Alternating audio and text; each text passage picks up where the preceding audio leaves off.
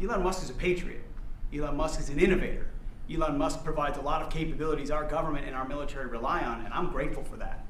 We welcomed him today to the Pentagon to talk about Doge, to talk about efficiencies, to talk about innovations. It was a great informal conversation.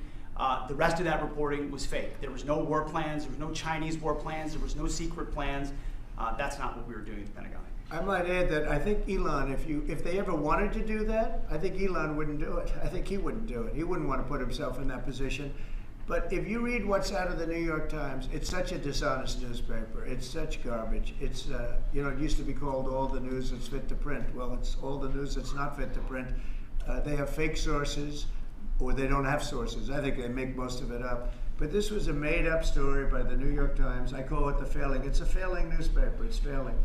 And they shouldn't do that. They really are the enemy of the people. And We do need honest journalism in this. We've made such big strides over the last 2 months, but we just need honest journalism, and we don't have it. When you have a CNN, you have to watch these people every once in a while just to see where they're coming from, and it's so dishonest. MSNBC is, I think, probably worse, and they're both doing horribly in the ratings. I think they're going to be turned off. I don't think they're not doing any ratings.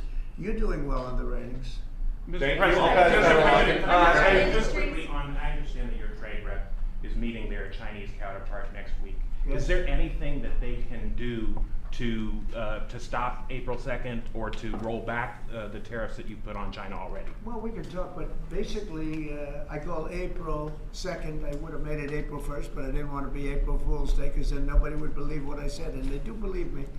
April 2nd is going to be Liberation Day for America. We've been ripped off by every country in the world, friend and foe.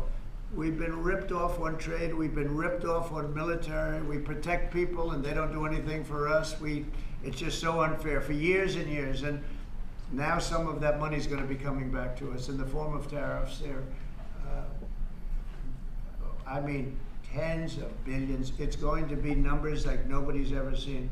So NVIDIA announced today, you saw that, hundreds of billions of dollars of investment. The biggest chip maker in the world announced hundreds of billions of dollars of investment. Hundreds of billions, not millions, but billions. They're all coming here. Apple just announced $500 billion worth. They're going to build plants here. They built their plants in China. They're going to build them here. And they're starting immediately. We have investment, the likes of which this country has never seen, already announced. And they all want to have news conferences. I don't have enough time to have that many news conferences, but I would say so far at least $4 trillion. $4 trillion is coming in. Car companies, very importantly, a lot of the car companies that were going to build in Mexico or Canada are now building here. Because I don't want cars from Canada. I don't want cars from Mexico. They want to do it, it's fine, but I want the car companies to build here, not... they were building in Mexico 3 plants, big plants, really big plants, and they were going to sell the cars right across the border. We wouldn't have the jobs, we wouldn't have the profits, we wouldn't get the taxes, we get nothing.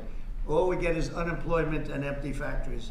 Those days are over. So now those 3 places are going to build here, but many more than that. We have a big one. Honda is building, just announced a really big plant in Indiana, great state, smart place to build. And we have many car companies coming here. The steel mills are going to be booming. And Mr.